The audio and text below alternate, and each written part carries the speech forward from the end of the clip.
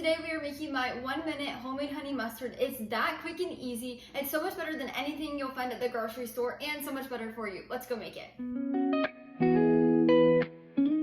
You can find my full written recipe linked down in the description below. Just click the link, it'll take you over to the blog where you can print or save anytime. You're gonna need a small mixing bowl, a whisk, and then let's get started. First we'll add in 2.5 tablespoons of raw honey. I like to get a local unfiltered honey, but you can use any kind. As well as 1/4 cup of yellow mustard. I like to get an organic yellow mustard. I've actually just used the kind that's the Great Value organic brand. It's only $2 and it has such a better taste.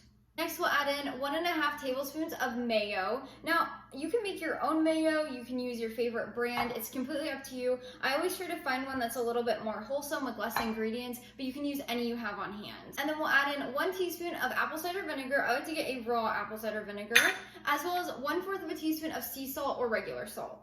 When you have everything in your bowl, you're gonna grab your whisk and just stir this together. It'll come together pretty easily. You just want to make sure all of that honey is off the bottom of your bowl and make sure everything is combined. Once you make this honey mustard, you will no longer buy any at the grocery store. It is that good. And then once you're done mixing it, you're just going to grab a storage jar. I like to use a glass one and just pour it in there.